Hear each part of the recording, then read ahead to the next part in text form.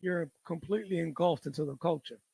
That's what it Yeah. is. You're just either you're in or you're out. I mean, it's you're completely engulfed by the culture, and this kind of takes up a lot of who you are and what you are in many ways. You try to redefine that as you get older.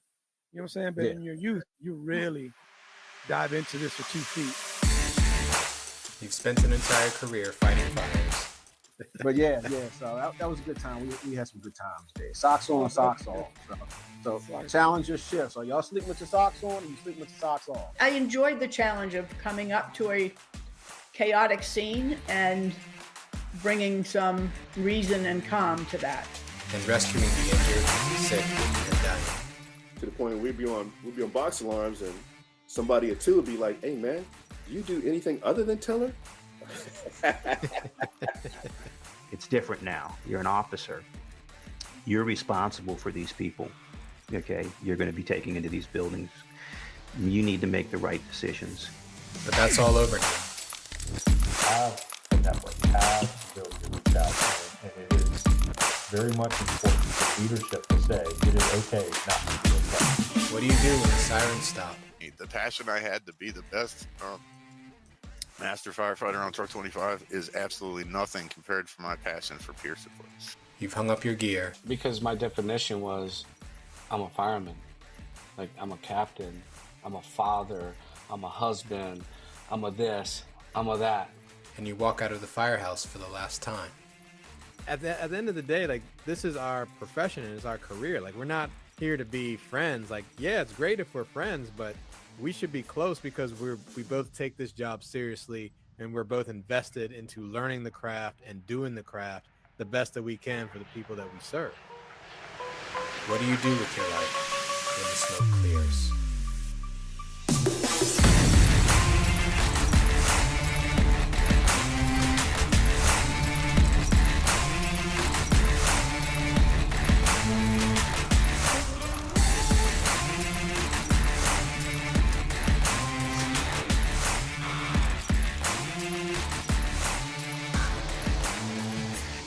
Welcome back to the When the Smoke Clears podcast. I'm Russ Miles. I'm here with Tony Ben Cosme. Thank you very much for joining us again as we talk with another person from the fire service who is now out and is living their life on the other side. And I thank you again for the support. And for those of you who usually watch on YouTube, we appreciate your patience. We should have episodes back up on YouTube momentarily. We've been working through some things, but for now, continue to listen to us on wherever you get your podcasts, Apple, Spotify, wherever that is. So thank you again for your patience. So Tony, who's with us today on the mic? Absolutely, Russ. Thank you very much. Yeah, I want to thank the listeners and hopefully the viewers on YouTube. Appreciate your patience and your time, and hopefully we can keep giving you more people that you can enjoy their story in their life. All right, our next guest. Known this brother a long time. He was in the same time I was. We kind of came up together a little bit. Squared away, really good dude. 34 years of service as a Master Firefighter technician / in Montgomery County. Retired after 34 years of service at Station 1. That's downtown Silver Spring, downtown the city in Montgomery County. This guy's a great guy. Very good firefighter, excellent human being. And without further ado, our next guest is Greg Edwards. What's up, brother? How you doing? How you doing, gentlemen? Thank you for having me. Yes. Thank you for being with us, Greg. Appreciate you, man. Yes. And thank you. I know you did many years down in Silver Spring, the downtown beat town, as it's called. And That's correct. That's correct. Yeah. We will definitely get into that. I know we got to bump into each other here and there, and I always appreciated getting to talk to you a lot. Mm-hmm. But yeah, man, thank you very much for joining us, and it's going to be a good one. Yes, it will. Yeah. So, as you know, we usually like to start with where our guest was born and what their life was like as a kid. So tell us a little bit about that. I'm from Washington, D.C., native Washingtonian, born and raised there and Prince George's County. Over the years, just probably stayed in the northern part of Prince George's County, close to Montgomery County. Uh, just a normal, average childhood where I just lived with two parents. One of the crazy things is that I'm second generation firefighter. Yeah. So my father is a firefighter also. He worked for the District of Columbia. So just coming up, this is the only thing I heard about was the fire department, the fire department, the fire department. So it just drew me in to this profession. Um, I think I really got drawn into wanting to be a firefighter after high school.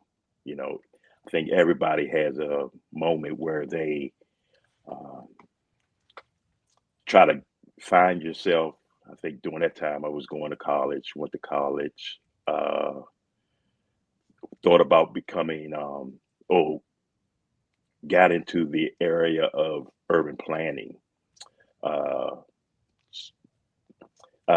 Interesting, but just was not, just couldn't figure out that field. Just did that draw my interest.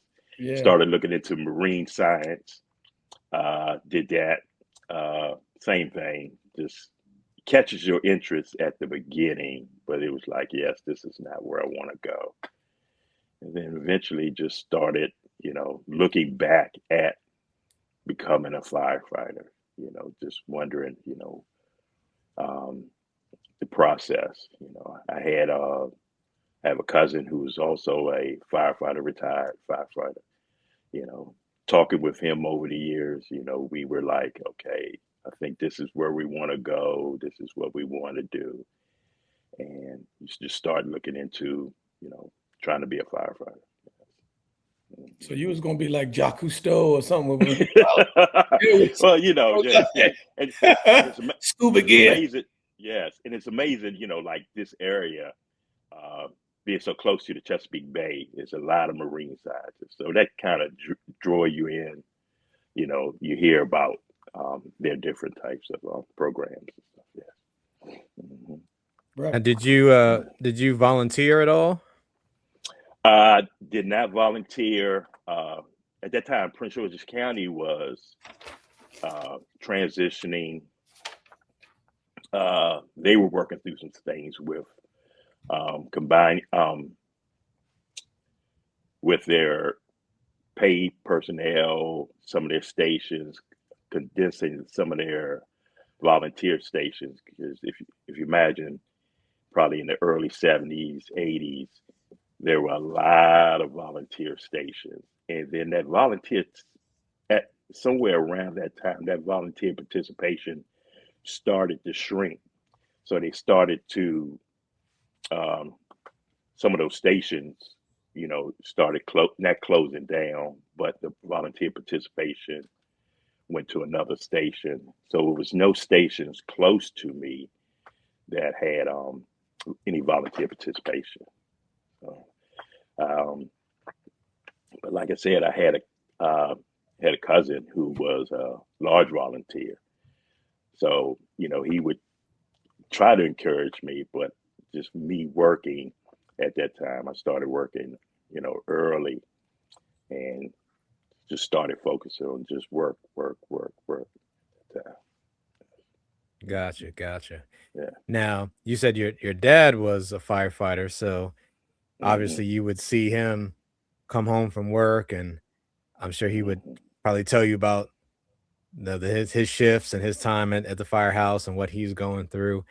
Did you ever go down to his station and visit him there or ride along with him there? Yeah, I went down, quite a few times. I go down to his station to see how he's doing. Excuse me. It's interesting, like growing up, like I talked about my cousin, he was that big influence on us becoming firefighters. We were growing up. He would come in, our grandparents, would watch us during the day, and he would come to pick me up, and we want to hear the stories. We wanted to smell his gear. You know, Wow. we would sit here, and if you're that old enough to remember, we would have like these yellow raincoats, and we would draw on the back of them, different, the fire department numbers on the back of it, and pretend to be firefighters. Oh wow. So, sitting around over the years, a lot of conversations, dinner time conversations, and my father's a great storyteller. So just him telling those stories about the fire department, the calls that he ran, and like I said, just hearing, him telling me how things worked down there, really sucked me in, drew me into being a firefighter.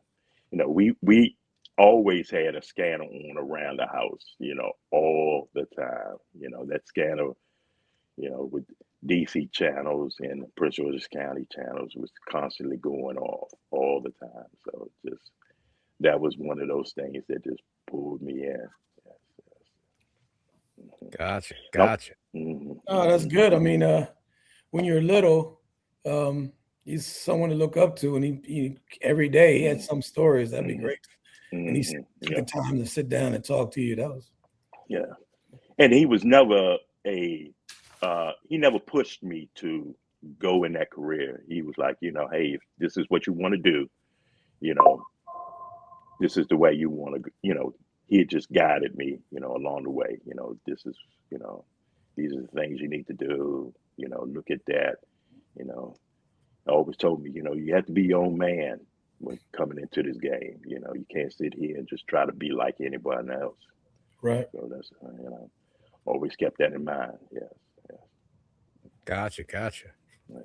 So you're going to school, and you talked about potentially dabbling in urban planning or some like marine, like a marine career, but marine side. But the fire department drew you back. It called you back in. Right. So bring us to that moment. So now you decide you want to be a firefighter. So what's your next step?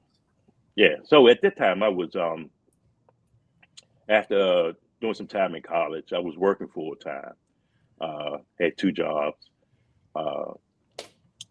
One of the jobs was at giant food store, and at that store there was a former firefighter, Carlos Alfaro Senior. I'm sorry. Oh yeah. That was working. Yes. So he was working at the station. At the store. We didn't cross paths that often, but he would come into the station with the crew from 16, and we would have those short conversations about, becoming a firefighter, Montgomery County, because at that time I was looking around to which fire department I wanted to, join and get hired. Carlos told me a lot of information because at that time the county was going through the changes of going from corporation employees to county employees. It's 88. So 88. 88. So he told me, be patient, keep your ear out for any updates, and then he would also update me. At that time, Prince George's County was not hiring, or they were hiring, but they were looking for people with previous experience. District of Columbia, they had a hiring freeze, so it was a lot. So at that time, I was just waiting for someone to come around, one of these departments to open up and start hiring. And eventually, I got with. Eventually, Montgomery County had a job fair and started, doing a large hiring process where they were just, getting classes, starting the class one after another. So you had a Did you have you had a preference? You wanted to be in DC because your dad was in DC? My preference was to be in the DC. but I was happy with Montgomery County. My uncle was police chief out park and planning in Montgomery County. So Oh, he wow. told me. So he told me about, hey, county's good. They do their system out there is great. Take a look at it. Don't go out there with a closed mind. You can have a great career out there also. So Absolutely. that's what I did. Yes. Oh, And man. then Go ahead. Continue. yeah. So and that's where I went. Like I said, I just applied everywhere, and eventually Montgomery County gave me a call. Yeah. So I think after my first, my first year or so, I'll go back. Knew a little bit about Montgomery County because at that time I was working in Bethesda and Silver Spring.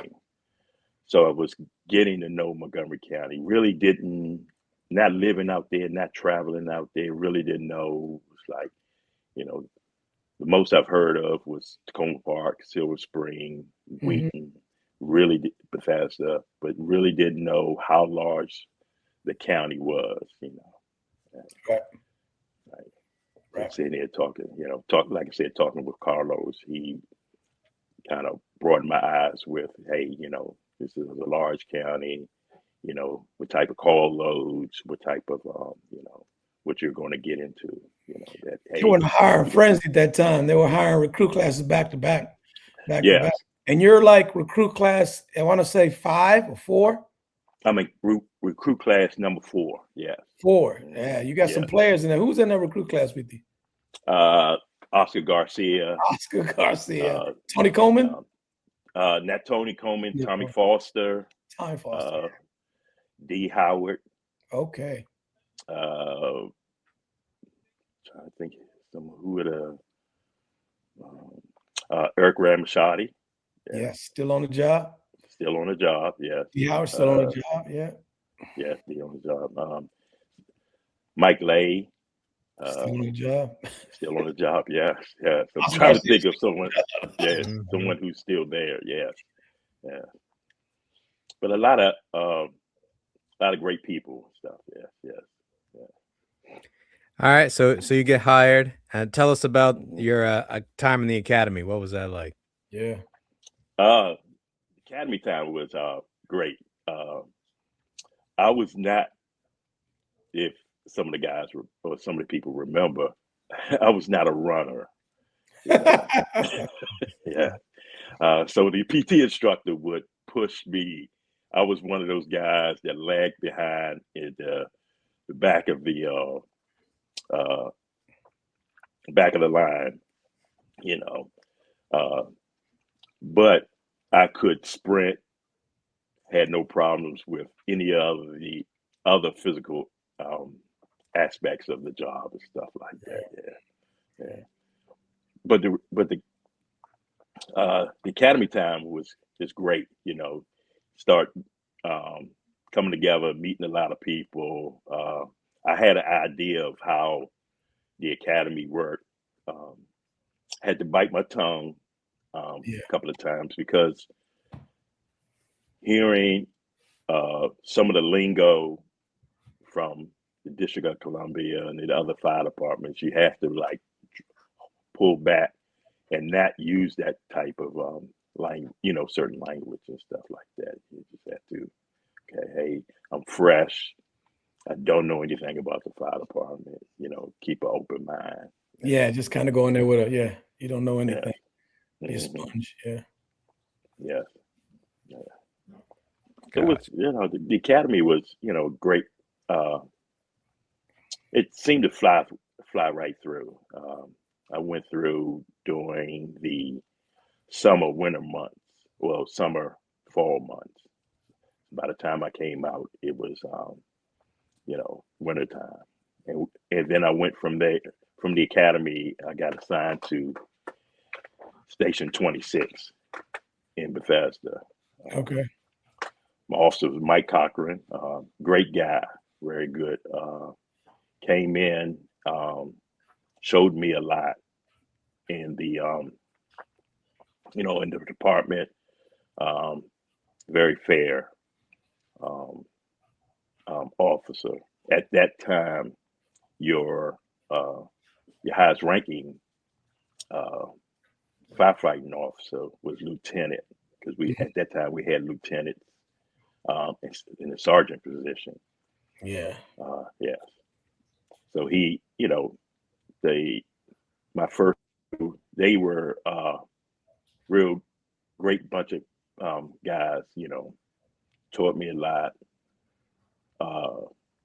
The one thing with Bethesda, there's no ambulance, so it became a little hard trying to learn the streets. You get a street test, and the only way to learn the streets was to go out on your own, your days off, to drive it around. Sometimes your officer would take you out and say, "Hey, sit up in the front seat, drive you around, show you the different streets, different 100 blocks." But it was just, I think that's one of the things I had a struggle with. The streets, yes, at that time. Like I said, not being from Montgomery County, most of like DC, some of the surrounding, the immediate area, some was on a grid system. So you kind of understand how, the streets run. Once you get out into those, a little bit more other areas, it gets a little bit harder to try to navigate those streets, trying to pick them up, trying to understand how they run and stuff. Yeah. But I did eventually, it did all clicked in. He was very patient with showing me, how those streets run, how the 100 blocks, just being patient with me. Who was the technician or the master on your shift? Which shift?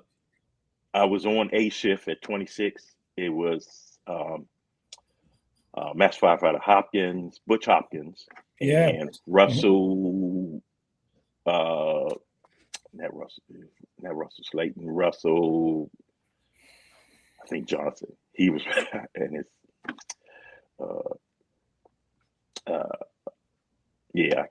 like I said, I can't remember the other master on the shift and whatnot, because we had an engine and a truck there. Yes. Yeah, you had some characters in Bethesda back then. Yeah, characters. Yeah, Kenny Sweet was one. If anybody remembers Kenny Sweet, yeah. Russell Holmes. Yes. Yeah. But it was my first year probation, went through smooth. At that time, the county was really progressing. They were really trying to. They had a lot of moving pieces at that time. Probably within months after coming off for probation, I started driver's training. And took the written test, came back to the station. Immediately, the officer took me out on the engine, driving around. Really? Yes. Wow. So within, like I said, within a year and maybe a couple of months, I was not checked off the drive, but I had my Class B license. Wow. Doing that, and not too long after that, I had taken the pump operations class, and within the 2 years period of time, I was a wagon driver. So what did you do for ambulance time? Where'd you go? I'll get into that. I'll try to keep it in a little order. I went to after working at Station 26, after getting my getting checked off the drive, went to Station 6, because they were, like I said, there was still a lot of moving pieces in the county. They were trying to coordinate and try to not overload certain stations with too many of the younger recruits. So went to Station 6. Was there for about 4 months. Went to Station 20, and at 20 is where I learned to. Well, that's where I became a engine driver. Okay. That shift actually did the engine driver's test for me. After that 2-year time, I got assigned day work at Station 3. Two of the people that I mentioned earlier, Oscar Garcia and Tommy Foster, Were they already? They came after me, but we were all assigned to that station at the same time on day work. Mhm. I was just fortunate enough to come to the station as a wagon driver because there was a group of day workers, and I think the day workers were doing no more than 1 year to about 15, 16 months Yeah. before they Mandatory. were being, Yeah. yes, and then they were being rotated out. So they needed other wagon drivers, truck drivers, someone to replace them in those positions. So I go to Station 3. I'm at Station 3, and my officer at the time was Raymond Grubb and Tom Carr and Tony Rankin. Tony Rankin. Yeah. Know that guy. Yes. Ray Grubb was the lieutenant, and coming in, he knew I was a wagon driver after maybe a month or so, driving him around, him getting in the field to make sure I knew what I was doing as a wagon driver. He told me one day, "Hey, Mr. Edwards, you're going to be driving the ambulance." I said, "Well, I haven't been checked off on the ambulance." He said, he looked at me and he's like, "You drive that wagon, you could drive that ambulance."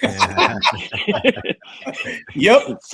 Signed the papers and told me, "Hey, you're a wagon driver now. I mean, you're an ambulance driver now." And So you don't have to do anything else. I didn't have to do anything. He told me, he said, "If you have any questions, go over there and talk to one of those other ambulance drivers." I think Oscar was an ambulance driver. Yeah. I think Tony Coleman was, an ambulance driver. He's like, "Yeah, go talk to them. You got any questions?" Yeah. That's amazing. The one day ambulance driver check off. So one day. you got checked off to drive the wagon before you get checked off to drive the ambulance because you were at Bethesda. I was at Bethesda. Crazy. Yeah. Now, the one bad thing about being Bethesda was if you got detailed out, you immediately were put on the ambulance. So if I went to Station 1, Station 2, where they had, maybe 2 pieces of apparatus at the time, and let's say there was someone in the, they needed someone to ride third on the wagon and needed an aid person. "Oh, you from Bethesda? Yeah, you'll ride the ambulance today." Well, Yeah, yes, yeah, I completely understand that yeah. because I was one of the, if you're Russ, you were on the station. Bethesda guy come in and they're gonna rotate him through. No, you're not. No, I know what you're Right. Yeah. Right. You're gonna take the hit. Yes. Mm-hmm. Yeah. So I did 18 months at Station Station 3 day work. At that time, they started upgrading the shifts and added some more members to each shift, and I ended up going to B shift at Station 3 and end up doing like 6 more years at Station 3. Becoming a truck driver, becoming a tower driver, eventually working towards becoming a squad driver. And at that time, they had the manual transmission Mack truck there. Yeah. There were some heavy hitters at that time. That squad was that. Yes, it was. The Mack. They had the Mack. Yeah. They babied that thing, man. Yeah, my during that time, my those guys that really showed me a lot, especially at Station 3, Tommy Cavanaugh, Yeah. Rick Triplett, was a Triple. real instrumental in me becoming just that better firefighter. Ronald Moore with driver's training, that guy really showed me a lot in, driving, you know. A lot of times, like I said, at that time, the county was really a lot of moving parts, a lot of moving parts. So they were really trying to, beef up the, personnel and what, how they, what skills they had, at that time. Even at that station, they were, saw the, some of the early stages of the collapse rescue team. The Tom Carr beginning, right? was, Yeah. yeah, Tom Carr was very instrumental to, getting that off the ground, moving that ahead, and uh, just watching that team develop. Even some of the shift mates, they were part of the team, but you still went to the, drills. You still Yeah. participated. You learned a little bit more. Always kept a, open mind of, hey, do you want to go this way? Do you want to sit here and participate in that? Gave you a chance, gave you the experience. That exposure really makes a difference if you want to become um, part of those type of groups and whatnot. Yeah. When you got checked out, I wanted to rewind a little bit. You got checked off the drive. Now they go to the academy and they get their Yeah. Class B through the association that the MVA has with the county. Back then, they had to take you. So you went to DMV to take the Class B test at Yes. Gettysburg, right? You went to Gettysburg one? Is that the one you went to? Yes. We went to Gaithersburg. So you would Yeah, just yeah. you would take the written test, and Uh-huh. after you take the written test, um, you go back to the station. They would take you out, drive you around. I remember just doing like backwards figure eights, in a parking lot, Yeah. just to sit here and being able to, get your perception on, driving something much larger than you normally would. Um, and then, yeah, like you said, go up to they would assign you, get appointment up to Gaithersburg MVA. You go up there, and at that time, the checkoff wasn't as detailed as it is now, but it was, it was still a detailed checkoff. Go out, do the road test, and then you would come back into the station, and then that's where you learned all of your skills when it came down to becoming a wagon driver, laying out everything. These older firefighters were going to take you through quite a few scenarios, make sure that you understood the process, you understood, you were comfortable, Right. they really put a lot of pressure on you, because, Right. with the job. Yes. There you go. All right. Mhm. So I know you said you got checked off pretty early in your career. Is that within the second year of your career, you were already checked off as a That's wagon early. driver. That So is. would you say you liked driving immediately, or did that just develop over time? Yeah, I did enjoy driving. Uh, probably probably a year after that, probably right before I got off of day work, I ended up becoming a straight truck driver at the um, rear mount straight trucks. Couple years after that, came tower driver, front mount, rear mount, front tower driver, and really had the knack for driving. Really enjoyed it. Um, Struggled again when I was at Station 3 with streets. Same thing, not being from the area, really trying to gain your sense of direction over the time. But everything started falling into place. And like I said, um, my members of my shift were very patient with me, as in guiding me to knowing, getting to know the area, teaching me these little things. And I learned a lot. I really did learn a lot because uh, coming from growing up in a urban area out in Rockville at that time, you can drive a couple of miles and get into a rural area. And then all of a sudden now you're sitting here, um, those rural firefighting situations,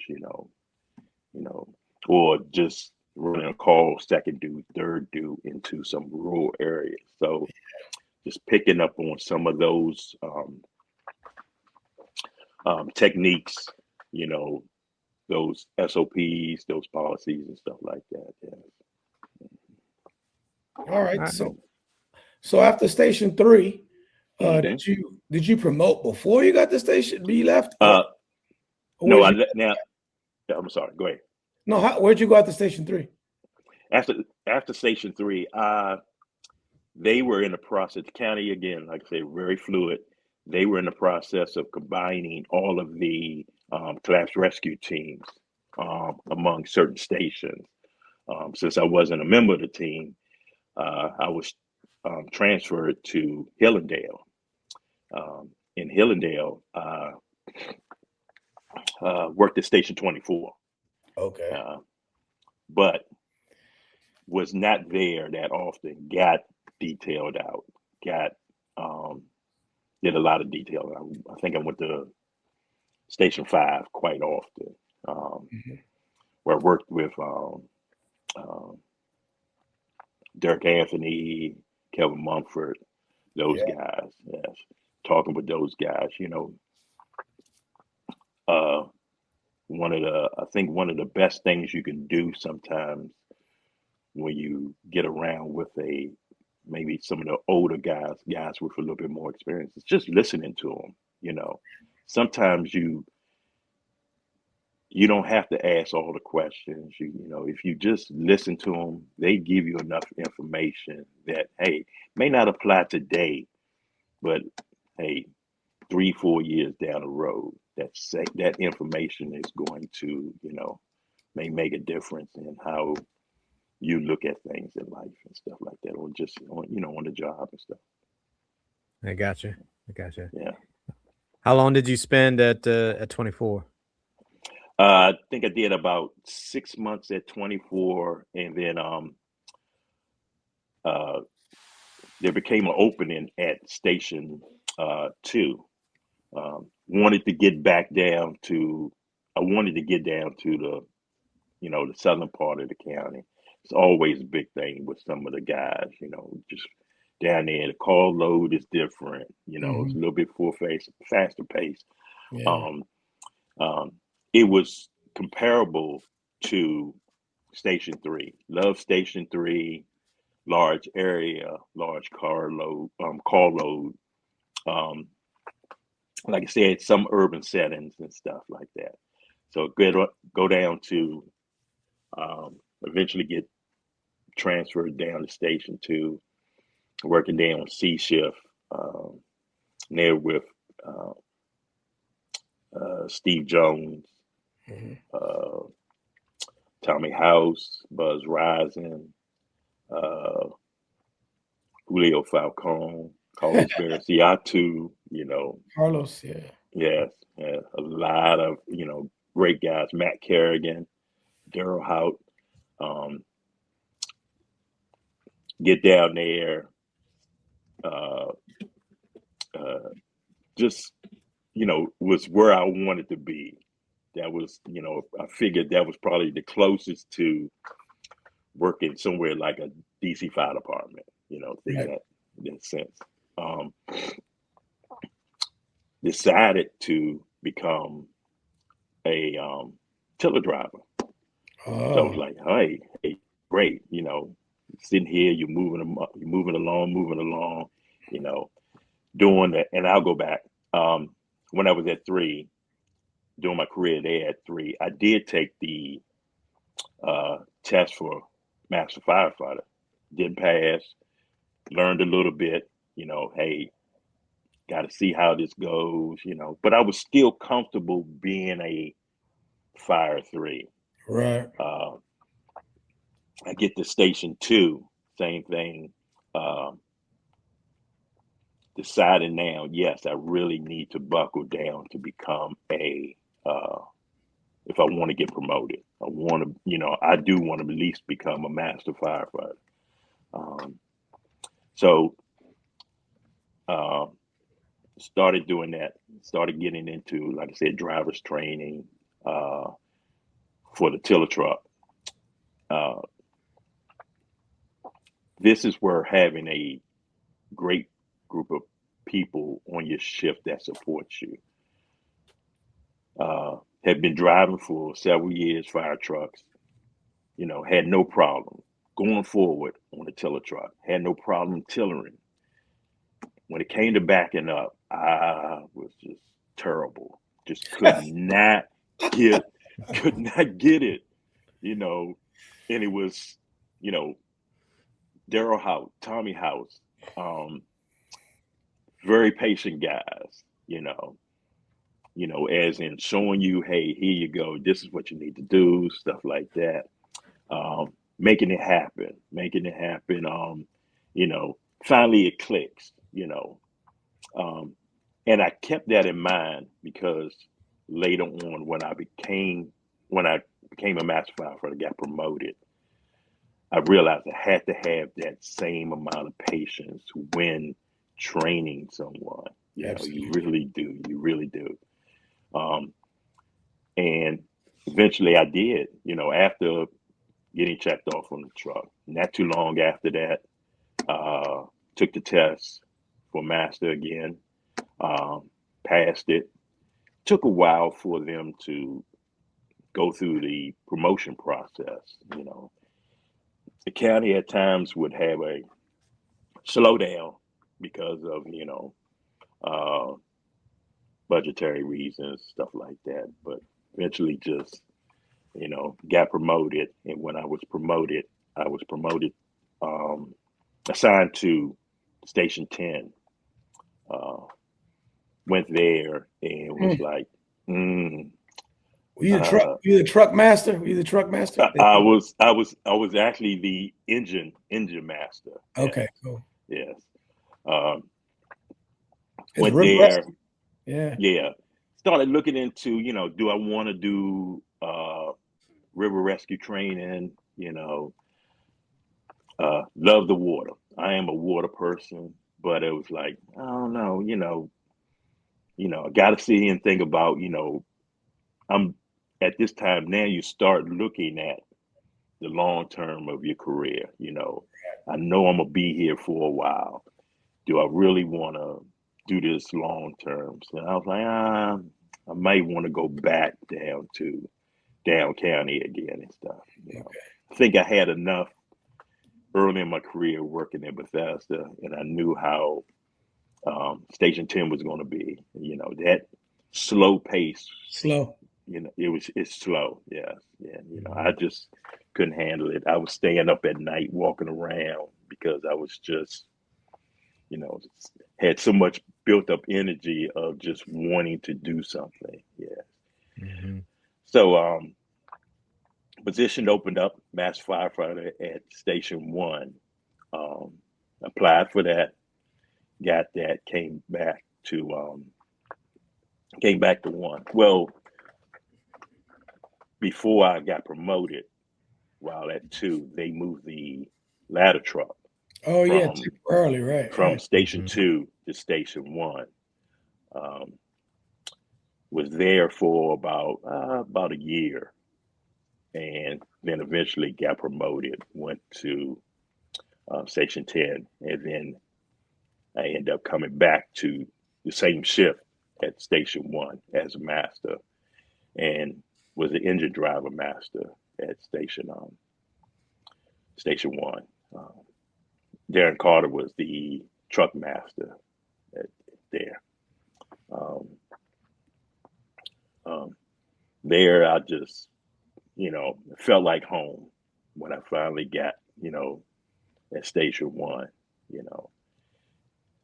Younger group of guys, very motivated to do a lot, to become, they wanted to be there.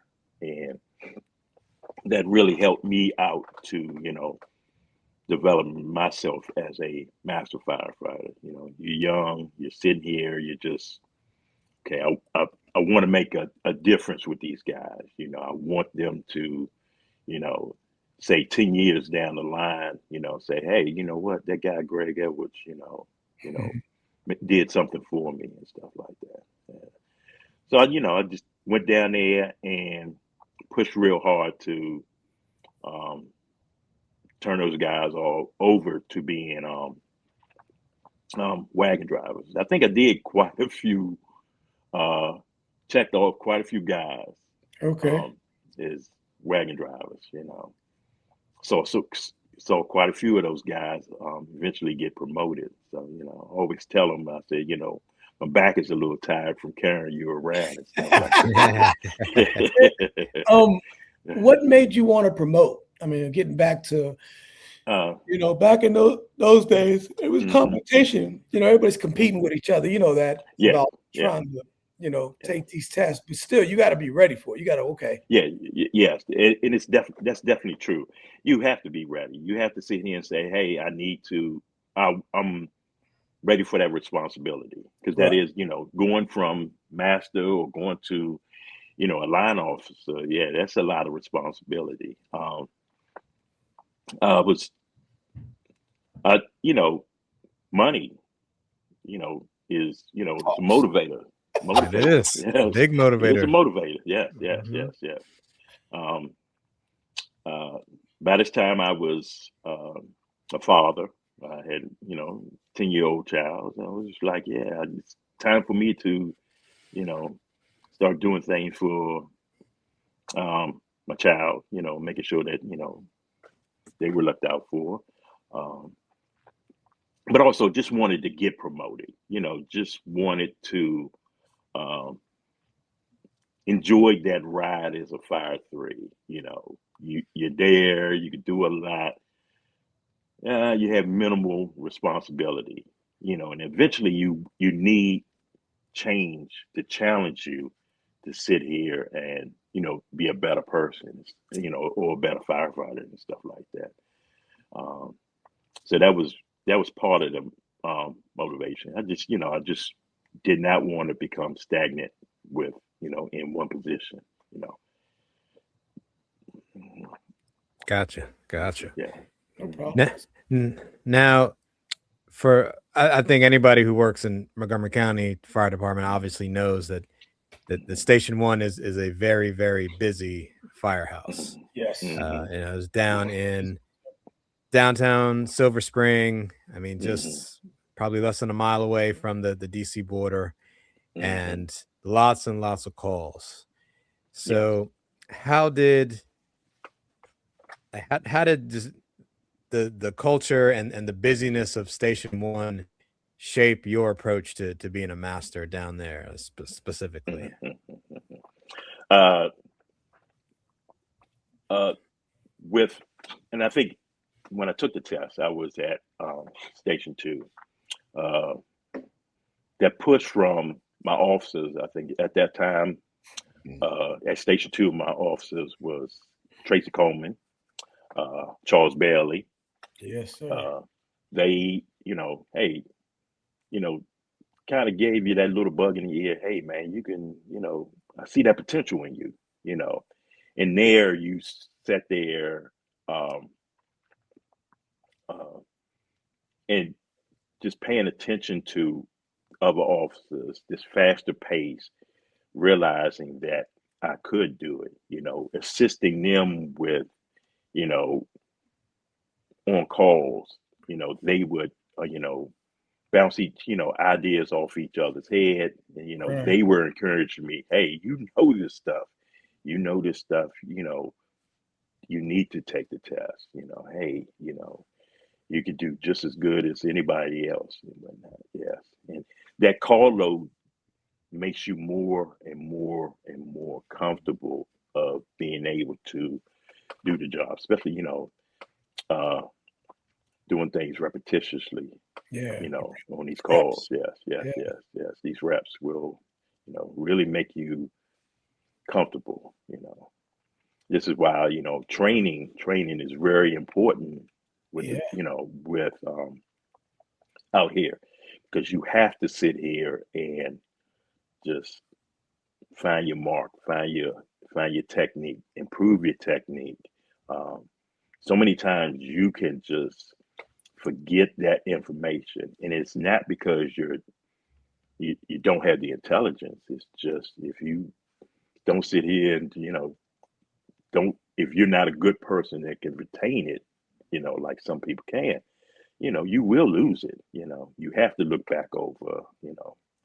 um, some of your stuff, some of your techniques, some of your policies and procedures. I would pull out, the uh, the wagon driver's manual all the time, even after I checked off, help someone get checked off as a wagon driver. I had to still continue to go back through that book, Yes. go Use it, back you through lose that it. book. Don't use it. Yeah, yeah, yes, yes, yes.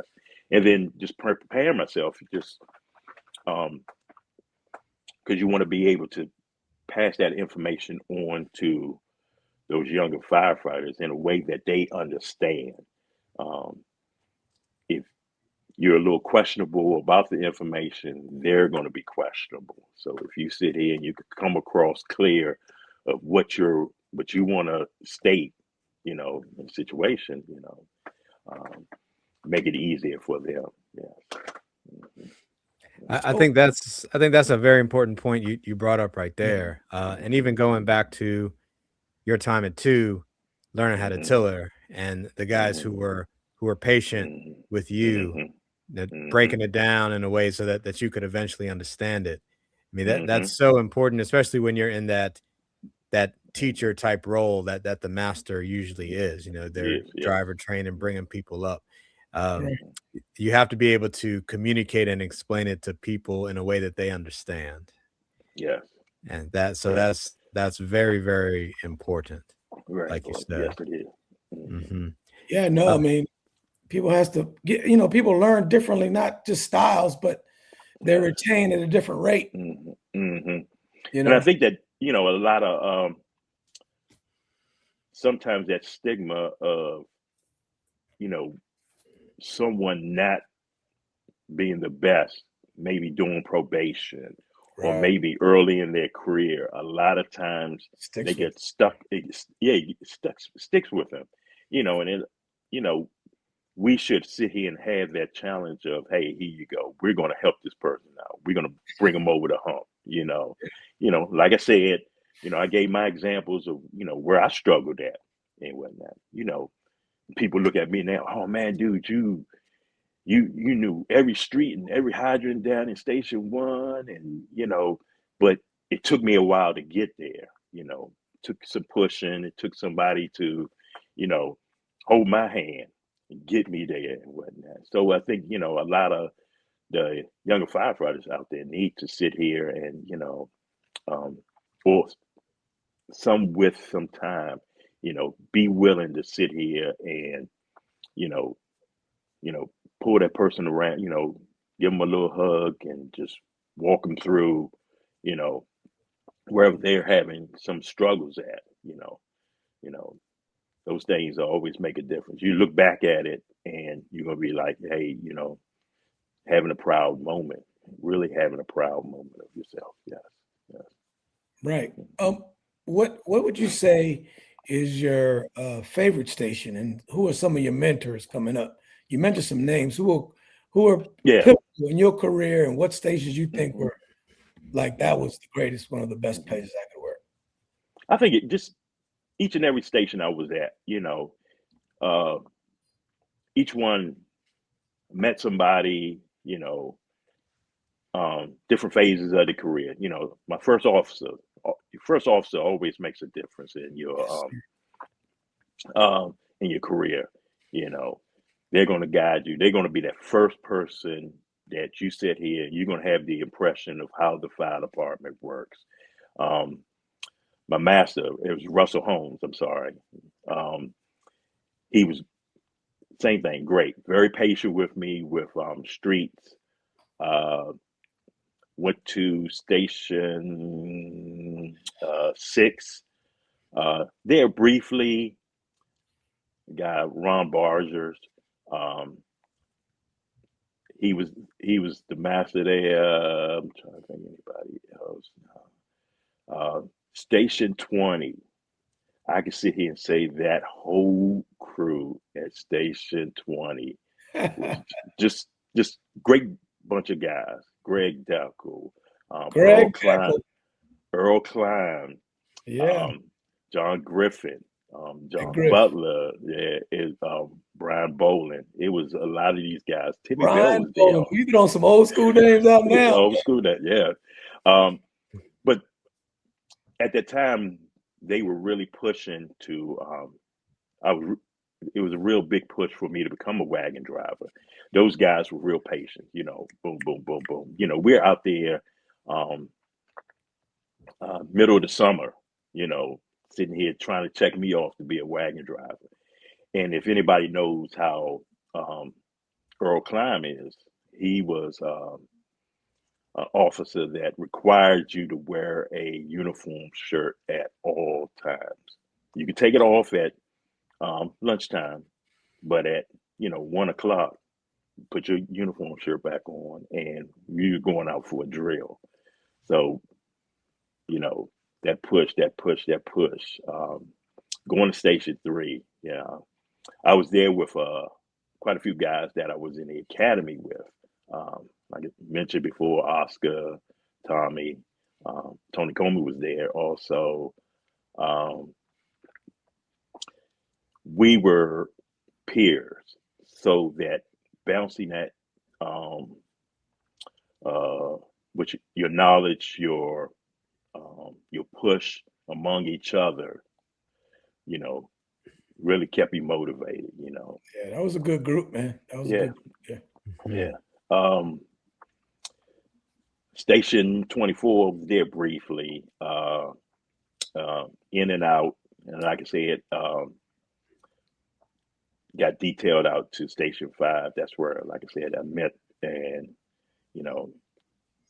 talked a lot with Derek Anthony and Kelvin Mumford. From there, I went to Station 2, and same thing, great shift. Guys who sit there and just, as a group, they were willing to make sure you got everything done. That look of, if you fail, we fail type mentality. Right. Mm-hmm. Great bunch of guys. And like I said, just had having patience with me. I remember, failing the driver's test for with the tiller truck. At that time, we still continue to go up to motor vehicles to do the driver's test, and just failed. It came back, and I'm just like miserable. And them guys, they come in and it's like, yeah, man, we ain't gonna get you to back up nothing in this station. But could break that ice. You could be mad at them. It wasn't that. We don't get back on the horse though. Right. Carlos Barasiatu is, he's like, yeah, man, you can be a permanent aid person, had the little cut ups and stuff like that. Yeah. But just enough to, didn't look down on you, and that's what you need. You need somebody to sit here and say, hey, we're going to, you're going to get through this. You're going to make it through it. Ain't no problem. We all do it. We all have our problems. We all there, And I think that even just later on with firefighters, they need to continue to do that even when people get promoted. Hey, if you take the test with someone and you don't do well, or they do, that person does better than you, still encourage them, still push them, Yeah, don't, absolutely. you gotta sit here, hey, It's that, one day, one day. It's yes, one day, snapshot. yeah. I used to say all the time. Can't get too, Hmm. if you're not getting too high when you're doing really good, you can't get too Yeah, low when you do something real bad. So you gotta yes. kind of, yeah, you're gonna Hmm. feel bad. I mean, you want to do Yeah, good. Everybody want to do good, yeah, right? right, correct, yes, yes, yes. Hmm. But But don't be yes, just encouraging, and I did see this through like tradition, um, with the tradition of just going out here and uh, pushing, encouraging people, getting a phone call from um, people, people when you got promoted and stuff like that. A good. lot of people sit here over the years have always asked me, hey man, um, how high in the department do you want to go? With my father, I don't know if you know, father became fire chief in District of Columbia. Okay. Okay. So, it was, you know, why don't you become fire chief? But my father never pushed me to be, fire chief. Hey man, go as high as you want to go. Do what you want to do, you can't be in my shadow, and I was so happy staying out in Montgomery County because um, I imagine if I gone down there, you know, how would people look at you? They Oh compare man, you. just Yeah. you're the chief's son. Hey man, stuff like that. Out here, I became, you know, I was able to establish myself on my own. Not under the shadow of, my father and stuff like that. Yes, yes, That's Okay. good. That's good. yeah. Mm. So I wanted to ask you. So you were on the job for 34 years, and you Mhm. run the thousands of calls. And Mhm. as we all know, I mean, a lot of them tend to just blend together over time. Mhm. But Mhm. was there any one particular call that stands out to you over your career that really impacted you in a certain way, or that changed the way that you operated in the firehouse, or just how you viewed yourself or anything like that? Um, you know, I think there was a call, um, and I think with a lot of young people, what we have to do is take a look at some of these calls that we run. Um, put yourself in the position of that person um, that you're running. Um,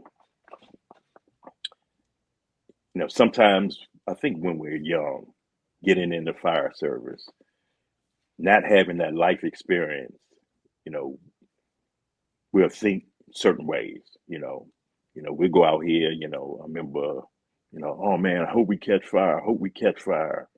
And then eventually you become a homeowner. Eventually you become, family person. And you start thinking, I don't want to wish this on anybody. If it happens, it happens. I want to be there.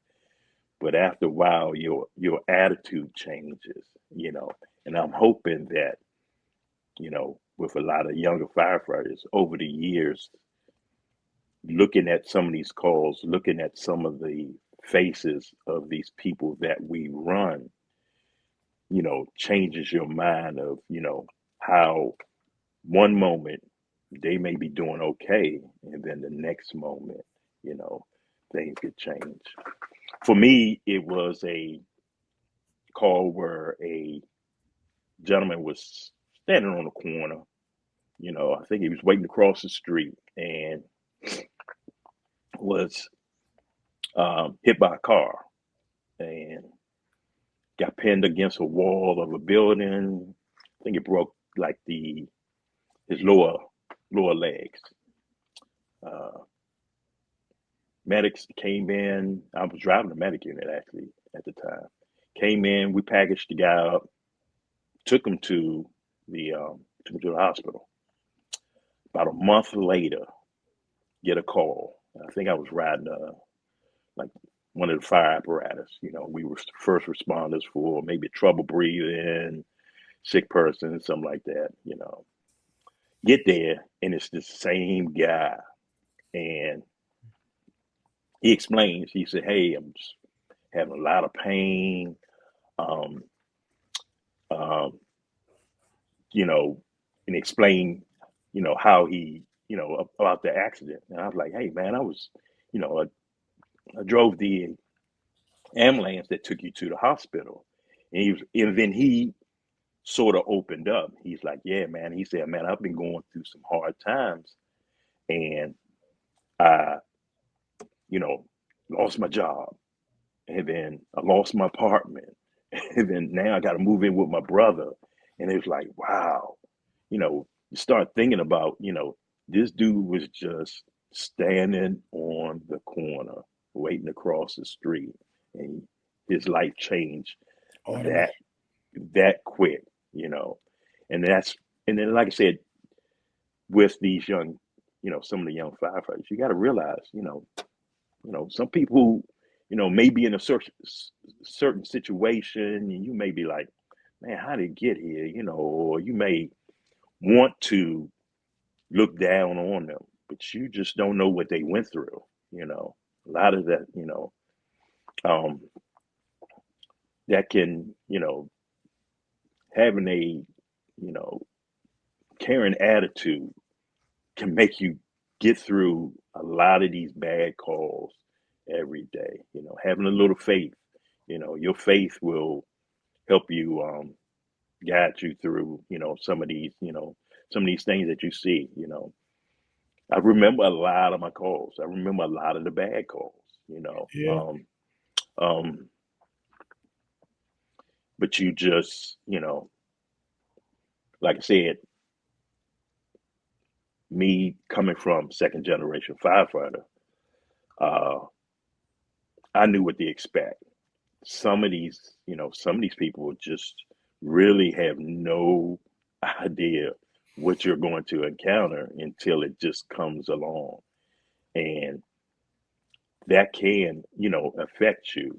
So you really, if you need to reach out, if you need some help, you need to go out and, you know, get that help. It's not being weak. We we pushed it over and over again, that you need to just go out and, if you need to talk to somebody, talk to somebody. And if you are, that young firefighter, look at some of these people that you run, really take a look at them.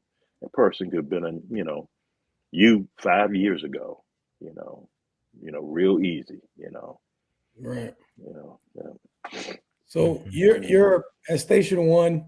hmm You're salty now. You're senior guy. I mean, hmm hmm you didn't check hmm a lot of guys out. hmm We bumped into each other. We used to talk all the time. hmm What was the? I mean, everybody has a catalyst or thinking, because it's hard to pull the trigger when you're getting ready hmm to think about getting out. What was the catalyst for you to say, okay, you're always thinking about it, obviously. You think about, hmm we talk about hmm retirement the moment we walk in, right? But hmm but actually, well, I'm gonna do this. When was that thought process going through your mind? uh Talking with uh Darren Carter, Yeah, you yeah. know, the information system of, the county and stuff Yeah, like Facebook before Facebook. that. Right. So, just where in uh I think just going through it, I'm enjoying it. I'm enjoying being a master. I look up and I'm at 25 years. I'm like, oh man, okay, how far am I going to go? And you kind of put it in your mind, maybe 28. I'll look at 28, and I'll look at this, and I'll look at that. So further along, you start looking. Um, Looked up somewhere around 2020, somewhere around that time. Uh, Decided, let me look at the numbers. Let me look at this thing. My wife is asking, how long are you gonna, how long are you gonna hang around? You know, how long are you gonna do this? You know, uh, looked at the, like I said, looked at the numbers. Uh, Told myself, yes, I'm gonna do it this time. Um, Wanted to get out. My thing was I wanted to get out before the summer, so I could at least have a whole summer, you know, networking and stuff. Uh, COVID hit, Oh, and then yes, and you know, your mindset, kind of lose your mindset on, you know, where you're going, what's going on. Um, Woke up one day and was like, man, I think I was supposed to put my retirement papers in, you know, because I had made my decision. Just I gotta retire. Can't continue to do this. You know, this is a young person's game. You know, just I gotta do it. Gotta do it. Um, Nothing was like a real determining factor of, hey, I gotta do this. It was just, you know, you just know it's time. You know, you don't want to sit here and I heard from people that have retired, hey, you don't want to be that, you know, that old guy that's walking around, that's salty, that's angry at the job, yeah, you know. yeah. Up to my last day, I enjoyed it. I Right. was happy. I was happy, you know.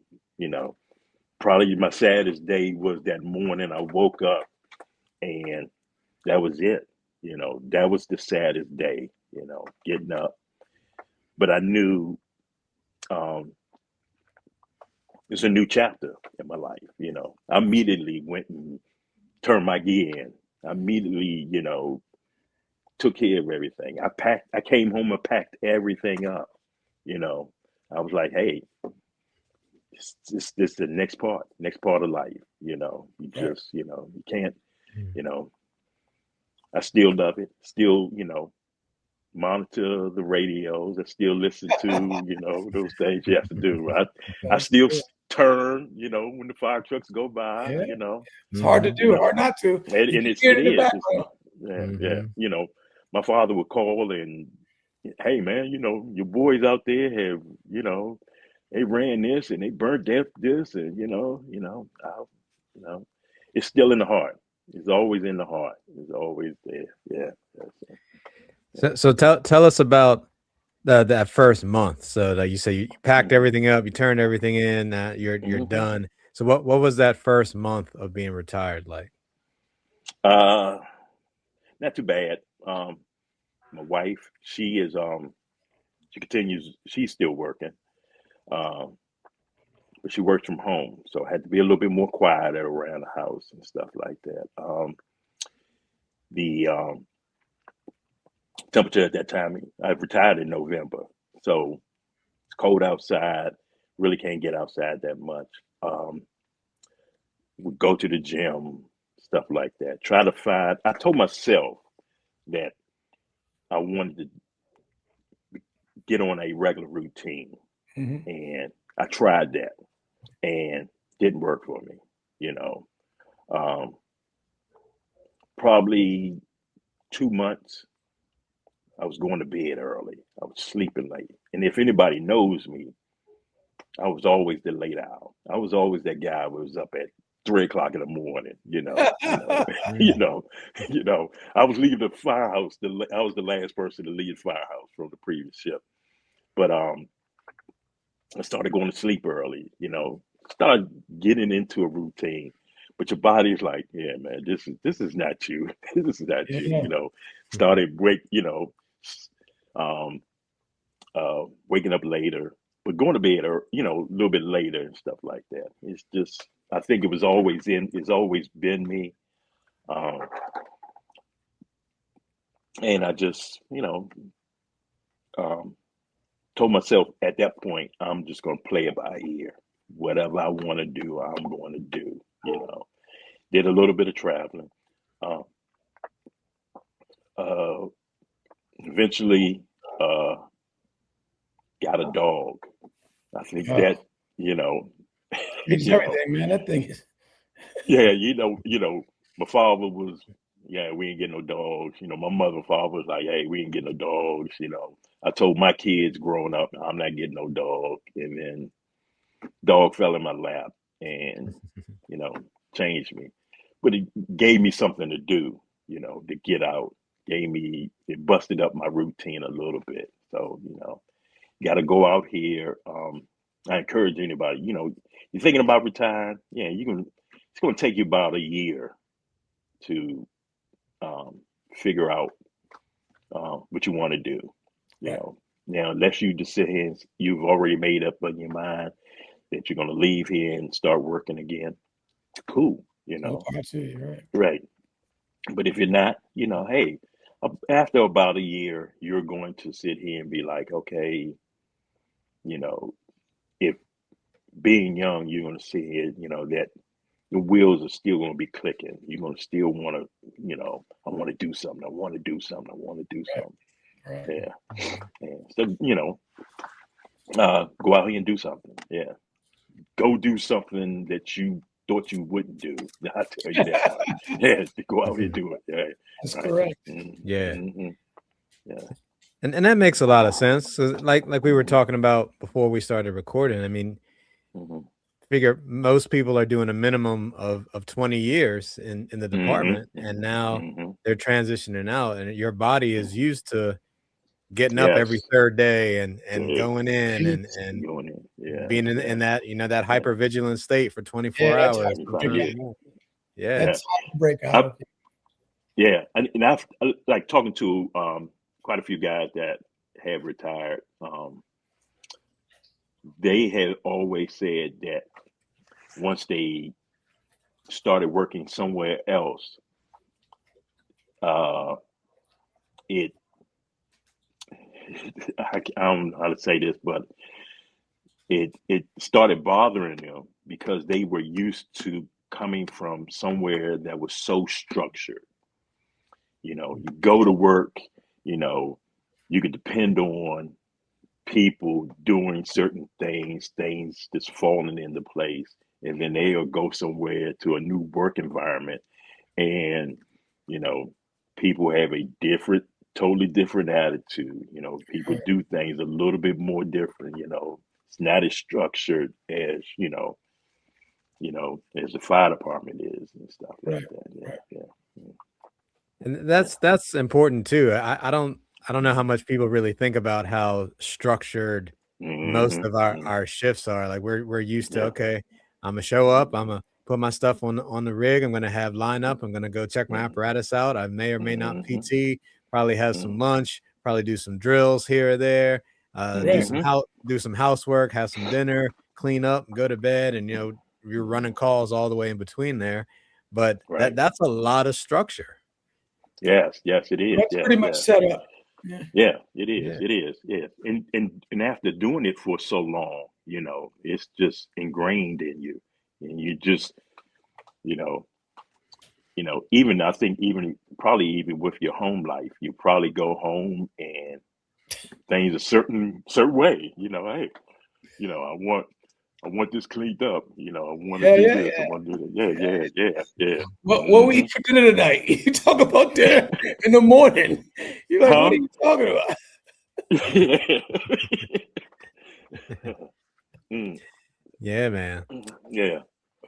So, looking back on your career, like we said, Hmm. man, 34 years is a long time. Yeah. Hmm. Is there anything that you would do differently? Uh, Little things. I think I tweaked some of the things of um, with how can I say this? Maybe my health. Just being a little bit more active. Uh, you know, Sometimes I got to push myself to, hey, I got to get up and you know move around a little bit. Run stuff like that. I tell people, I think some good word of advice for younger firefighters is, think about your financial situation. Mhm. Gonna fade out. Can y'all still hear me? Yep. Yeah. Yeah. Okay. It was just went out. But your financial situation, yeah, just going out here, gotta think long term, put some money away, sit here, think about your health. You gotta sit here, try to take care of your body. Don't beat it up too bad, because you're gonna have to, you take that body with you everywhere you go, Yeah. um, yes. Um, you know, with some, younger people, you really have to look at um, um, the look at somebody that's 10 years older than you or has 10 years more time than you in the job. You know, look at where you're at and look at where they're at. Do you want to be where they're at? You know, and that could be good or bad, so you got to see him start, um, start thinking about things like that and whatnot. So for me to sit here and say is things, yeah, it would be little things that I would want to change, but not too much. I'm happy with what I was blessed with, made me the man I am. Um, helped a lot with just like I said, just being the person I am and whatnot. That comes along with my faith. My faith helps me, um, you know, has helped me along the way to, sit here and become that man that I am today. Yes. Absolutely. Mhm. The thing that you go back to in health, I heard something recently, and I kind of always been saying this, and I've heard this being said a lot. Mhm. But you need to pay attention to your health and your Mhm. wealth in the same time, Mhm. because Mhm. if you have money and you're healthy when you get retire, you have many options, and you think about Yes. several things. Mhm. Mhm. And if you retire, Mhm. you don't have your health, and you have a lot of money. Mhm. Only one thing you're thinking about, Right. Yeah, and that's your exactly. health. Right. You're going to think right. Yeah, Mhm. there's only one thing you're thinking about. So Right. your health is your wealth, but you got to kind of Right. Hmm. balance them. Balance it. Yes. Yeah. And your health can, sometimes it's not just the physical health and Or your whatnot. mental. It's your mental health also and Yeah. whatnot. You know, you sit around, that, like I said, that first year, you can't just sit around and sit here and say, okay, here you go. I'm go out and have some couple of beverages, every day, you just Easy can't, to do. it's easy to fall into that set of doing that, but you just got to go out here and be like, hey, I need to just do something, get up every day, get dressed, go out the house, stuff like that. Something little like that will make the difference and stuff like that. Yeah. Mm-hmm. No doubt. No Yeah. doubt. Hmm. So You we admit, talk about your career, and you talk about how long you've been in. Sorry, 34 Hmm. years. Hmm. What would you tell yourself now? What advice would you give yourself coming into the department? Coming to the fire department. Yeah, as a brand new firefighter. Uh, embrace change. Um, one of the things where I did see, and I vowed not to be that person is um, so much technology. You know, over the years I've sat here, and I um, uh, uh, typed my probation package, on a typewriter. mm, um, you know, going down the road, we were, verbally communicating, um, over the radio, reports were done with paper, Yeah. you know, all of those things. when you're quite a few times you hear some of the older firefighters talk about, oh, we did it this way, and why we gotta go that way. And it's just, you have to embrace change. The world changes constantly. And you just have to sit here and be like, oh, hey, it's just gonna change, Right. Be prepared for it, take it with an open mind. You got to tell yourself, you got to continue to tell yourself, hey, you got to, open mind, and I think that was one of the things I had to continue to tell myself as I got more time on the job, that yes, there's some traditions that we do, there are foundations, but yeah, you need to continue to sit here and just embrace those those changes. One thing I always sit around with a bunch of old firefighters. We talk about knowing your first due area. Knowing your area, really, that's one of those important things, sitting here, because it's bound to happen that technology is going to fail, and it may fail just for a moment or for a glitch, but you gotta, if you know something, hey, it's gonna make you look good, Yeah. 100%. Yeah, and I used to tell, my officers, if they don't look good, I don't look good, Yeah, we all messed up. right. Yep. Yeah, man. Yeah. You had said a while back before that you remember a lot of the calls that you ran, and a lot of the challenging ones too. So, and we talked about how important it is to take care of your health, and then you mentioned mental health. So, how have you taken care of your mental health, especially now that you're retired? Yeah, how have you taken care of your mental health?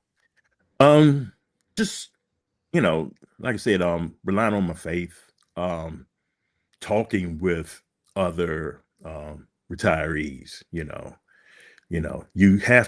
can't isolate yourself. You could so easily after retiring isolate yourself. We were so used to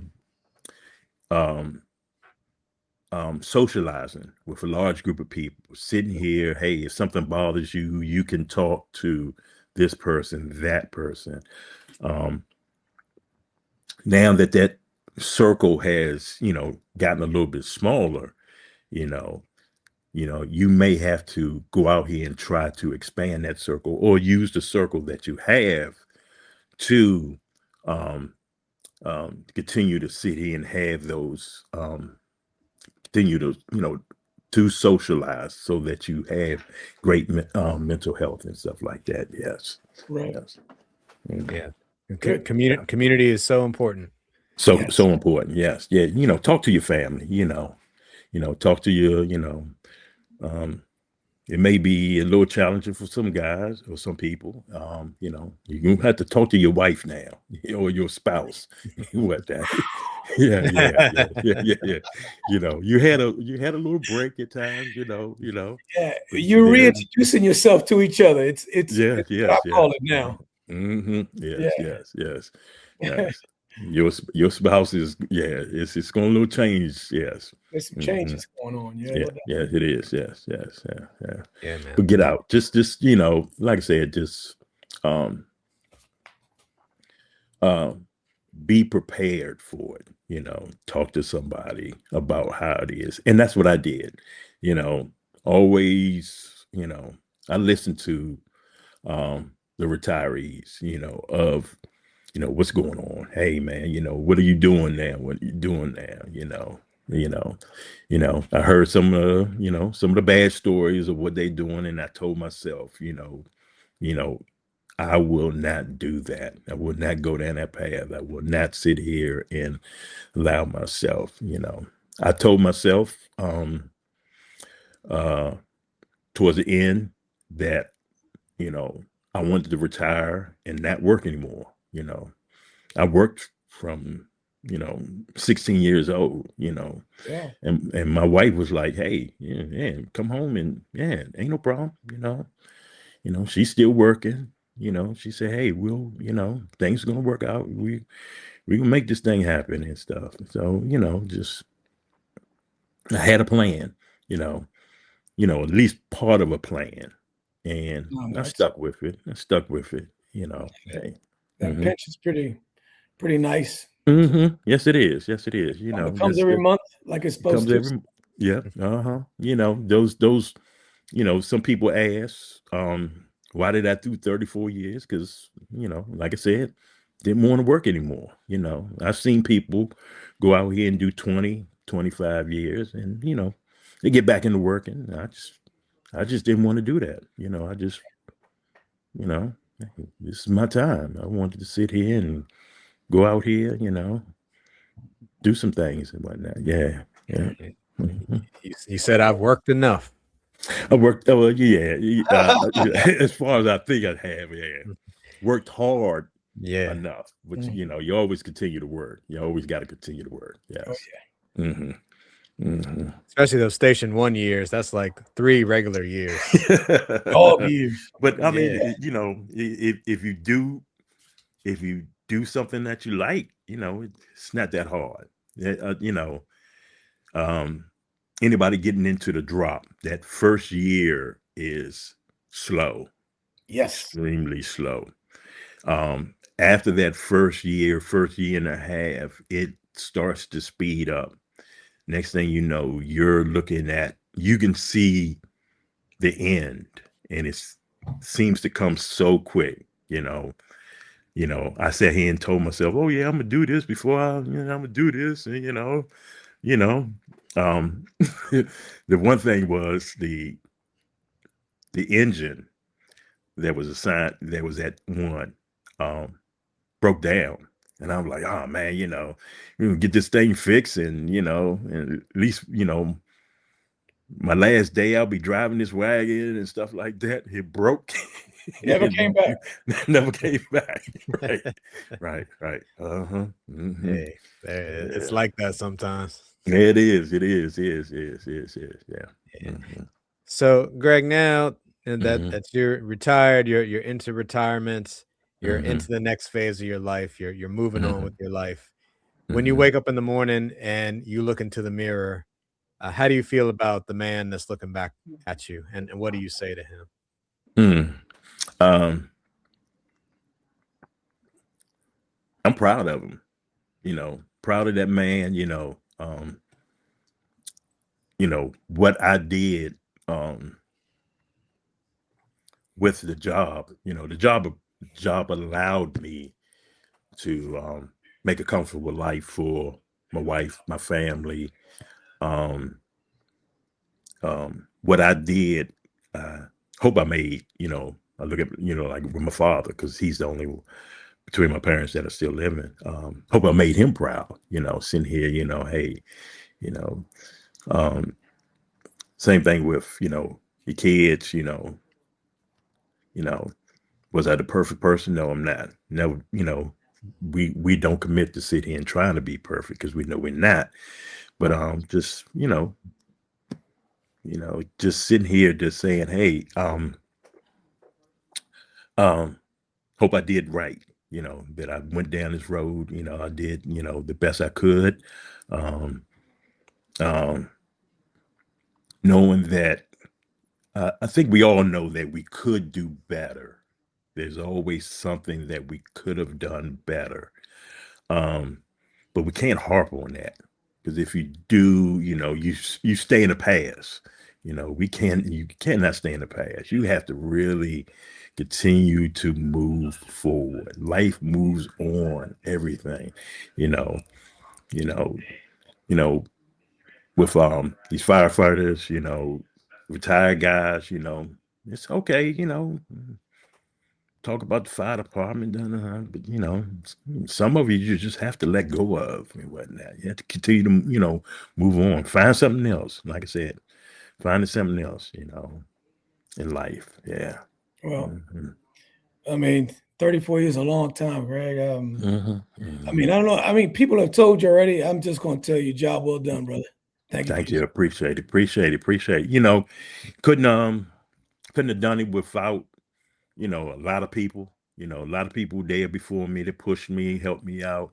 A lot of people that are still there that helped me, because those are the ones, you had ones that pushed you, and then the ones that are still around, they motivated you to continue on and stuff like that. So, I always appreciate those guys, it's always family, always go out here, always continue to sit here, try to stay in contact, sit here, I get a monthly call from a certain individual, if you know who that certain individual is, he'll give you that call and Great. whatnot, yeah. Great.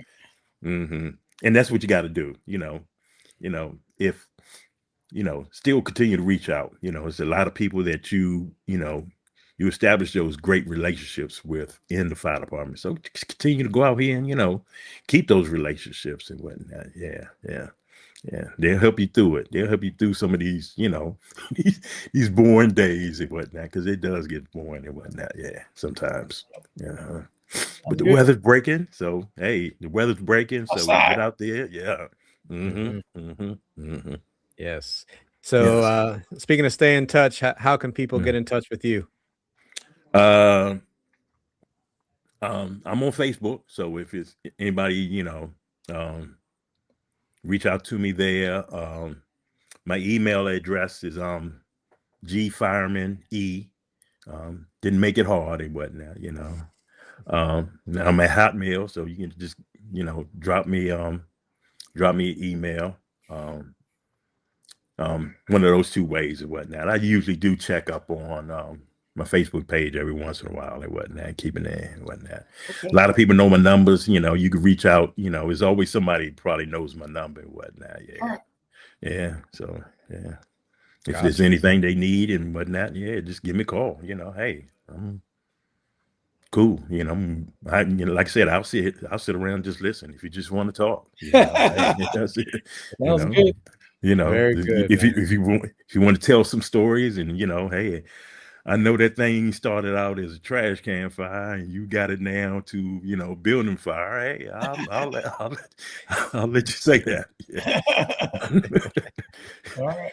Very good, very good. Well, don't hang up now, because we'll talk a little bit after we're done. But Master Firefighter Greg Edwards, thank you so much for joining us, man. It was appreciate a pleasure brother. talking to you.